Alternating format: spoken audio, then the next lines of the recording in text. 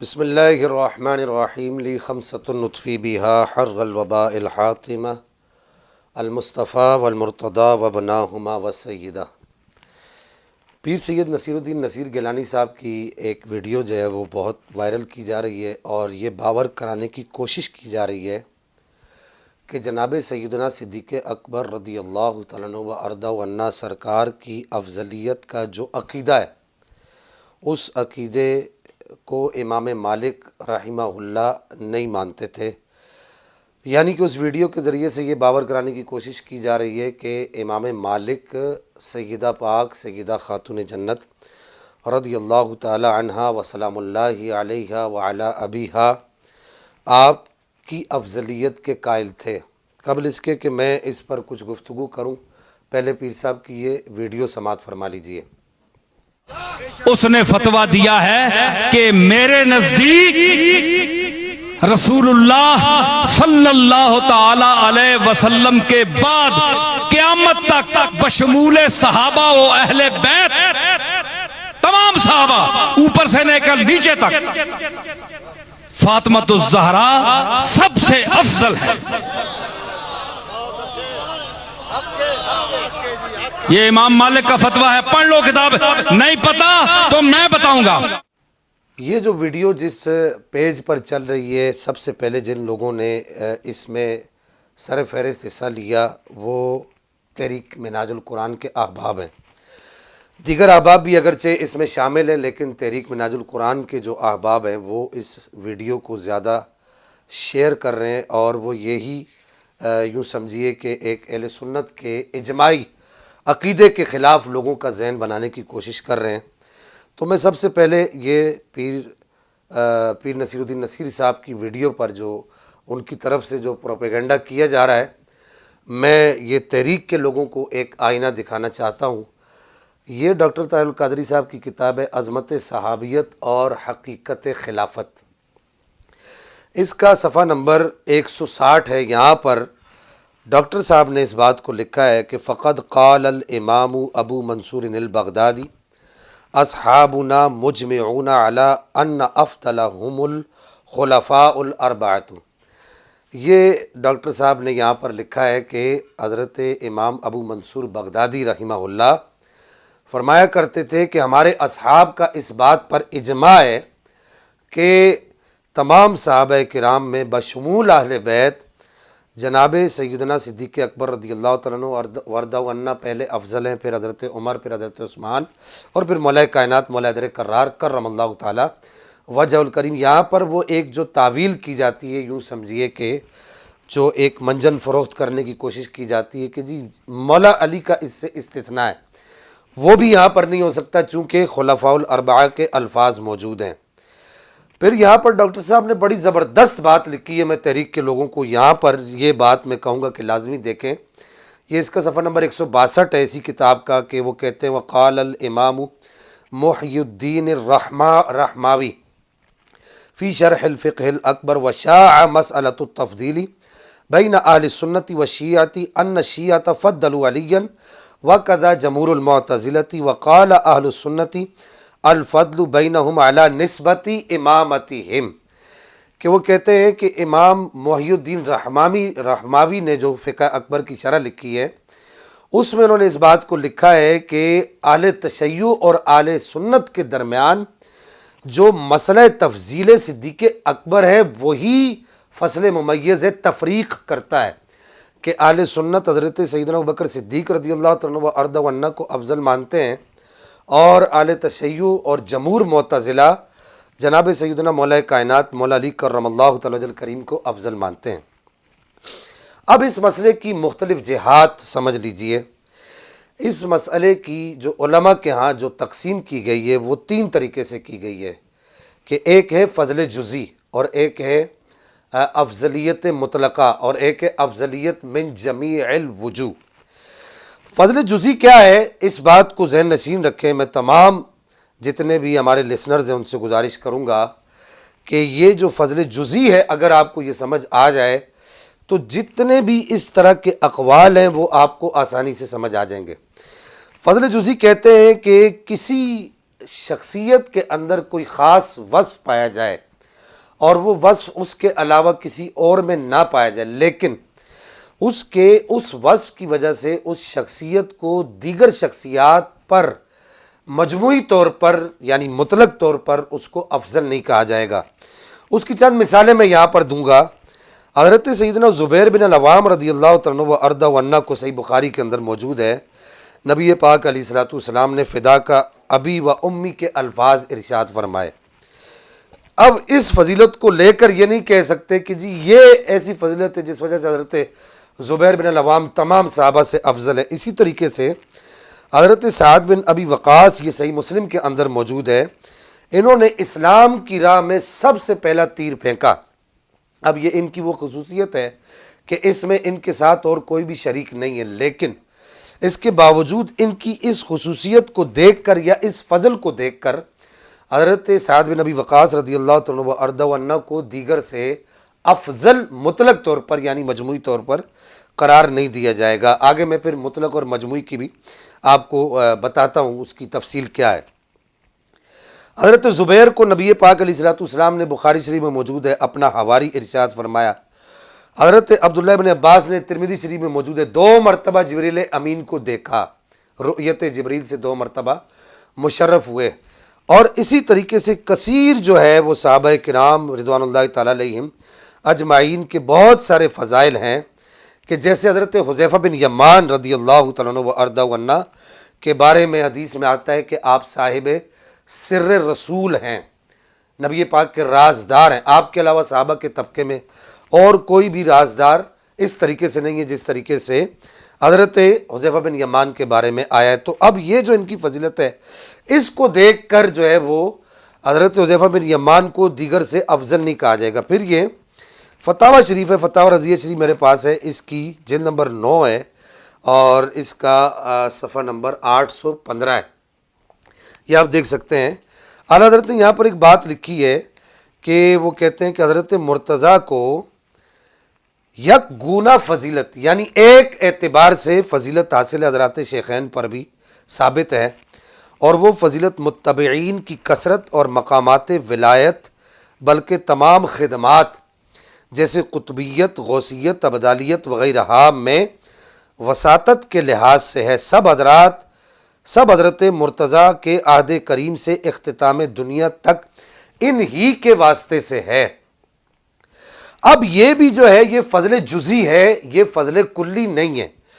تو اب یہ وہ بنیادی طور پر یہ بات اپنے ذہن نشین رکھیں کہ اس فضل جزئی کے اعتبار سے کسی کو افضل نہیں کہا جائے گا۔ دوسری تقسیم افضلیت من جمیع الوجوہ کے افضل مفضول سے ہر اعتبار سے افضل ہو، ہر اعتبار سے وہ اعلیٰ ہو، ہر اعتبار سے وہ بڑا ہوا۔ تو یہ یاد رکھیے اہل سنت کے ہاں اس طرح کا دعویٰ کسی بھی صحابی یا آل بیت میں سے کسی بھی فرد کے لیے نہیں کیا جاتا۔ اگر کوئی افضلیت من جمیع الوجوہ یعنی تمام اعتبارات سے کسی کے بارے میں بھی قائل ہے تو ایسا شخص سنی نہیں ہے، ہمارے علماء نے یہ فیصلہ دے دیا ہے۔ تو ہر اعتبار سے کسی کی افضلیت کا قول کرنا یہ اہل سنت کے ہاں رائج نہیں ہے اور نہ ہی یہ کسی سنی کا طریقہ ہے۔ اب جو تیسری تقسیم جو ہے جسے فضل کلی اکثر علماء کے ہاں کہا جاتا ہے اور افضلیت مطلقہ سے موسوم کیا جاتا ہے۔ افضلیت مطلقہ سے مراد کیا؟ مجموعی طور پہ کہ افضل مفضول سے اعلیٰ ہے۔ مثلا انسان فرشتوں سے مجموعی طور پر اعلیٰ ہے، مرد عورت سے مجموعی طور پر اعلیٰ ہے۔ تو ان دونوں جو میں نے آپ کو یہ جو دونوں چیزیں بتائی، اگر انسان فرشتوں سے مجموعی طور پر اعلیٰ ہے یعنی مطلق افضلیت انسان کو حاصل ہے، تو اس کا مطلب یہ نہیں ہے کہ اب فرشتوں کی جو دیگر جو فضائل ہیں اور خصائص ہیں ان کا انکار کر دیا جائے گا۔ وہ اپنی جگہ پر ہیں، ان کا انکار نہیں کیا جائے گا، لیکن مجموعی طور پہ انسان افضل ہے، اعلیٰ ہے۔ اسی طریقے سے عورت کے اندر جو ایک مخصوص اس کی اپنی خاصیتیں ہیں ان کا بھی انکار نہیں کیا جائے گا، لیکن مجموعی طور پہ مرد جو ہے وہ عورت سے اعلیٰ ہے،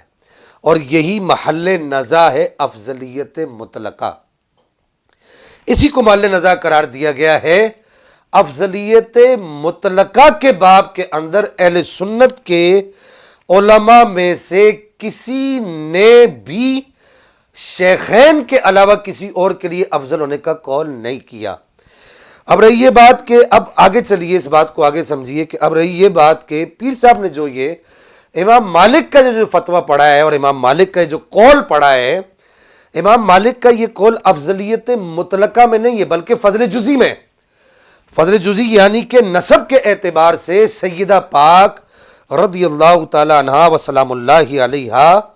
آپ کے مقابل اور آپ کے نسب جیسا کسی کا بھی نسب نہیں ہے۔ یوں ہی مولا علی کرم اللہ تعالی کریم کا جو نسب ہے اس جیسا نسب بھی کسی کا نہیں ہے۔ یہ مطلع القمرین کے اندر بھی اعلیٰ حضرت نے یہ 44 نمبر صفحہ پر اس بات کو لکھا ہے کہ علو نسب و شرافت سحر میں آپ کو سب پر برتری ملی،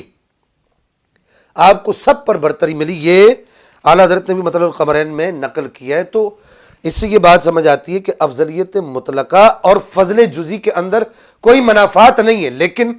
فضل جزی افضلیت مطلقہ کو مستلزم نہیں ہے، افضلیت مطلقہ کوئی اور چیز ہے۔ اسی طرح جناب حیدر کرار کے وہ جو 18 خصائص جو حضرت عبداللہ ابن عباس رضی اللہ تعالی عنہما نے ارشاد فرمایا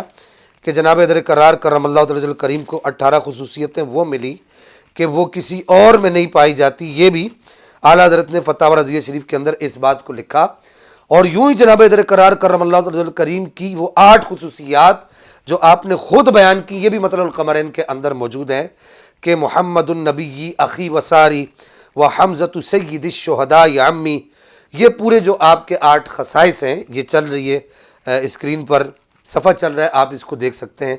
تو یہ سب فضیلت جزوی فضیلتیں ہیں، یہ افضلیت مطلقہ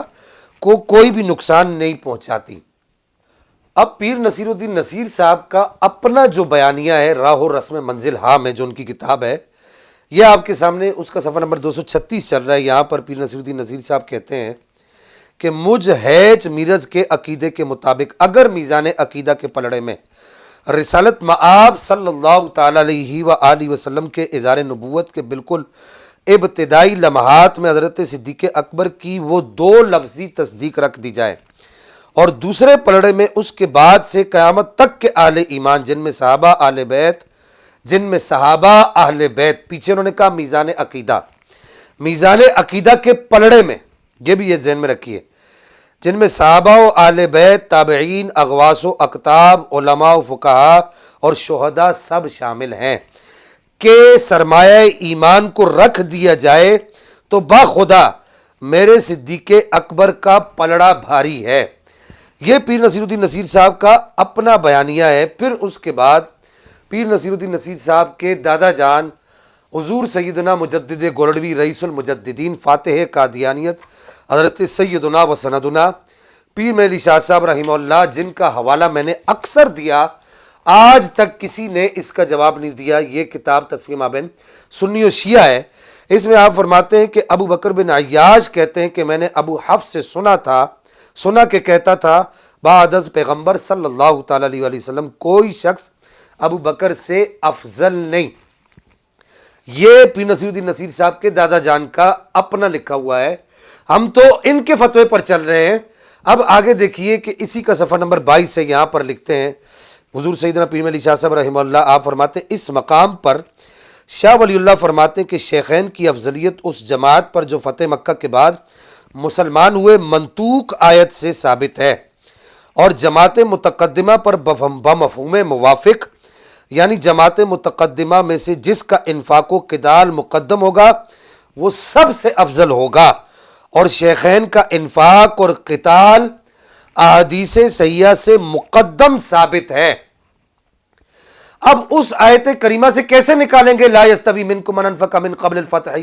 وقاتل اولئک اعظم درجۃ من الذین انفقوا من بعد وقاتلوا، اس آیت کریمہ سے اہل بیت اطہار کو کیسے نکالا جائے گا جس آیت پر پیر مہدی شاہ صاحب رحمہ اللہ استدلال کر رہے ہیں؟ لہٰذا خلافت ان کی خلافت راشدہ و خاصہ ٹھہری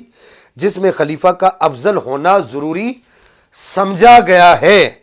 یہ پیر مہدی شاہ صاحب رحمہ اللہ کا اپنا لکھا ہوا آپ کے ہاتھ کا ہے۔ اس کو ماننا چاہیے۔ اور پھر پیر علی شاہ صاحب رحمہ اللہ کا یہ مصدقہ فتویٰ میرے پاس موجود ہے، یہ فتاویٰ میریہ ہے، اس کا صفحہ نمبر 245 ہے یہاں پر، اس کا جواب بھی آج تک کسی نے نہیں دی۔ کچھ احباب یہاں پر تعویل کرتے ہیں، کہتے ہیں یہ تو روافظ کے عقائد ہیں، تو ہم بھی یہی کہتے ہیں کہ یہ روافظ کا عقیدہ ہے۔ پیر علی شاہ صاحب نے جس کی تصدیق کی ہے وہ روافظ کا عقیدہ بول کر تصدیق کی، اور یہ بھی کہا ہے کہ روافظ کا جو کلام بدعت ہے، پیر صاحب نے جو کہا ہے روافظ کا جو کلام بدعت ہے، یہ بدعت بول کر آپ نے اس عقیدے کو بدعت گردانا ہے، افضلیت شیخین کے خلاف عقیدے کو آپ نے بدعت گردانا ہے۔ حضور سیدنا پیر علی شاہ صاحب نے آپ نے فرمایا کہ ایسا قول کرنے والا بدعتی ہے، یعنی کہ اس کا اہل سنت سے تعلق نہیں ہے۔ اس کا جواب آج تک ہمیں کسی نے بھی الحمدللہ ثم الحمدللہ نہیں دیا۔ اب آ جائیے امام مالک رضی اللہ عنہ و ارضہ عنہ کا اپنا جو فتویٰ ہے اور اپنا جو عقیدہ ہے وہ کیا ہے، یہ میرے پاس فتح المغیث ہے امام سخاوی کی، اس میں وہ کہتے ہیں کہ فالذی مال الیہ الاشعری الاول وعلیہ یدل قول مالک الاتی نقلہ من المدونہ، کہ امام مالک حضرت ابوبکر صدیق کی افضلیت کو قطعی مانتے تھے، یہ امام مالک کا اپنا فتویٰ ہے، امام مالک کا اپنا عقیدہ یہ ہے۔ پھر السوائق المحرقہ کے اندر باضابطہ طور پر موجود ہے کہ امام مالک رضی اللہ تعالیٰ عنہ و ارضہ عنہ سے سوال کیا گیا کہ ان مالکا سئل ای الناس افضل بعد نبیہم فقال ابو بکر بعد نبیہم، یہ الفاظ دیکھیے، فقال ابو بکر ثم عمر ثم عثمان ثم عمر ثم قال او فی ذلک شک فقیل له، آپ نے پھر فرمایا کیا ان دونوں میں شک ہے؟ ابو بکر و عمر یعنی شیخین کی افضلیت میں کیا شک ہے؟ فقیل له وعلی و عثمان فقال ما ادرکت احدا ممن اقتدی به یفضل احدهما علی الاخر، کہ آپ نے ارشاد فرمایا کہ اختلاف ما بین الختنین ہے، اختلاف حضرت مولا کائنات اور حضرت صدیق اکبر کے درمیان نہیں ہے۔ اور رہی بات حضرت ابو بکر صدیق رضی اللہ عنہ و ارضہ عنہ کی افضلیت کی، تو وہ امام مالک کے نزدیک آپ فرماتے ہیں کہ ان کے نزدیک افضلیت صدیق اکبر رضی اللہ عنہ و ارضہ عنہ قطعی ہے، اس میں کوئی بھی اختلاف نہیں ہے، یہ امام مالک فرما رہے ہیں۔ پھر یہ شرح اصول اعتقاد اہل سنت ہے، شرح اصول اعتقاد اہل سنت میں امام لالکائی نے حضرت حارث بن مسکین کہتے ہیں کہ انہوں نے نقل کی، امام لالکائی نے حارث بن مسکین کہتے ہیں کہ قال سئل مالک عن علی و عثمان، کہ امام مالک سے سوال کیا گیا کہ حضرت مولا کائنات اور حضرت عثمان کے بارے میں، تو انہوں نے کہا، امام مالک نے کہا فقال ما ادرکت احدا ممن یقتدی به الا وهو يرى الكف عنهما يريد التفضیل بینهما۔ امام مالک کہتے ہیں کہ میں جتنے بھی ایسے لوگوں سے ملا جن کو امام کہا جاتا ہے، وہ ان دونوں حضرات میں حضرت مولا کائنات اور حضرت عثمان غنی میں جو ہے وہ توقف کیا کرتے تھے، خاموش رہا کرتے تھے، ان دونوں کے درمیان گفتگو نہیں کیا کرتے تھے، اگرچہ جمہور کا مسلک مذہب اس کے مطابق نہیں ہے۔ لیکن اب آگے سنیے کہ فقلت لو، حارث بن مسکین کہتے ہیں میں نے کہا فابو بکر و عمر، میں نے امام مالک سے پوچھا کہ فابو بکر و عمر ان دونوں کے بارے میں کیا کہتے ہیں؟ فقال لیس فی ابی بکر و عمر شک، آپ نے فرمایا کہ حضرت ابو بکر و عمر کے معاملے میں کوئی بھی شک نہیں ہے، یعنی ان کی جو افضلیت ہے وہ قطعی ہے۔ یرید انہما افضل من غیرہما، امام مالک نے یہ ارادہ کیا، یہ بات امام مالک کے کہنے کا مطلب یہ تھا کہ یہ دونوں حضرات حضرت ابو بکر و عمر اپنے سے علاوہ تمام پر کیا ہیں؟ افضل ہیں۔ اب یہاں پر آخر میں یہاں پر آ جائیے، میں یہ کہنا چاہوں گا کہ وہ جو کہا جاتا ہے کہ میدان میں آ گئے ہو تو پھر کھل کے بات ہو، میں تو علی کے ساتھ ہوں، تم کس کے ساتھ ہو، یہ جناب حیدر کرار مولا کائنات مولا علی کرم اللہ تعالی وجہ الکریم کا اپنا جو عقیدہ ہے، اور جو جناب حیدر کرار کرم اللہ تعالی وجہ الکریم کا اپنا جو مختار ہے، یعنی آپ کا جو اختیار کردہ جو قول ہے وہ کیا ہے کہ جناب حیدر کرار کرم اللہ تعالی وجہ الکریم سے جب آپ کی شہادت ہونے لگی تو آپ سے پوچھا گیا جناب حیدر کرار سے کہ یہ بتائیے کہ آپ کے نزدیک آپ یہ بتائیے کہ کیا آپ ہم پر خلیفہ مقرر نہیں کریں گے؟ یہ جو حدیث مبارکہ ہے یہ المستدرک للحاکم کے اندر موجود ہے، اور امام حاکم نے اس حدیث کو صحیح قرار دیا ہے، بخاری و مسلم کی شرط پر صحیح قرار دیا۔ امام شمس الدین ذابی نے اس حدیث کی تعلیق میں اس کو صحیح کہا ہے، دلائل النبوہ میں بھی یہ حدیث موجود ہے، سنن الکبریٰ للبیہقی میں بھی یہ حدیث مبارکہ موجود ہے، السنن لابن ابی عاصم میں بھی موجود ہے کہ حضرت مولا کائنات سے ان کی شہادت کے وقت پوچھا گیا کیا آپ ہم پر خلیفہ نہیں بنائیں گے؟ تو آپ نے ارشاد فرمایا کہ رسول اللہ جاتے ہوئے ہم پر خلیفہ مقرر کر نہیں گئے، لیکن اللہ نے جب چاہا کہ ہم میں سے افضل پر جمع ہو جائیں تو ہم اپنے میں سے سب سے افضل جناب سیدنا صدیق اکبر رضی اللہ تعالیٰ عنہ و ارضہ عنہ پر جمع ہو گئے، اور ہم نے ان کے ہاتھ پر بیعت کر لی۔ یہ بالکل صحیح حدیث ہے۔ اب جو میں نہ مانوں اس کا تو کوئی حل نہیں ہے، یہ خود مولا کائنات مولا علی کرم اللہ تعالی کریم کا قول ہے۔ اور پھر شیخ محقق الاطلاق شیخ عبداللہ محدث دہلوی نے تو تکمیل الایمان میں وہ جو حدیث مبارکہ لا اجد احدا فضلنی علی ابی بکر وعمر الا جلت حد المفتری، اس حدیث پر تو جو ہے شیخ محقق نے تواتر کا دعویٰ کیا، امام ذابی نے بھی تواتر کا دعویٰ کیا۔ آج کل تفضیلیہ کی آنکھوں کے تارے امام ذابی بنے ہوئے ہیں، ٹھیک ہے، وہ ہمارے بھی ممدوح ہیں، شیخ محقق کو بھی وہ بڑا لہرا کر پیش کرتے ہیں۔ تو شیخ محقق نے اس حدیث کے متواتر ہونے کا دعویٰ کیا ہے کہ جناب در قرار فرمایا کرتے تھے کہ خبردار اگر کسی نے مجھے ابو بکر عمر پر فضیلت دی تو میں اس کو مفتری کی یعنی جھوٹا ہونے کی حد لگاؤں گا۔ تو آج کی گفتگو کا خلاصہ یہ نکلا، جو امام مالک نے جو یہ کہا وہ نسب کے اعتبار سے جو سیدہ پاک کی افضلیت کی بات کی وہ افضلیت مطلقہ نہیں ہے، وہ افضلیت نسبی ہے، اور اس کو ہم مانتے ہیں۔ جزوی فضائل جو سیدہ پاک کے ہیں، مولا علی کے اہل بیت کے، ان کو ہم مانتے ہیں، چشم ماں روشن دلے ماں شاد، ان کا انکار کرنے کی کسی کو بھی گنجائش نہیں رہی۔ افضلیت مطلقہ تو وہ شیخین کریمین کو حاصل ہے۔ اللہ جل مجدہ الکریم ہمیں عمل کی توفیق عطا فرمائے۔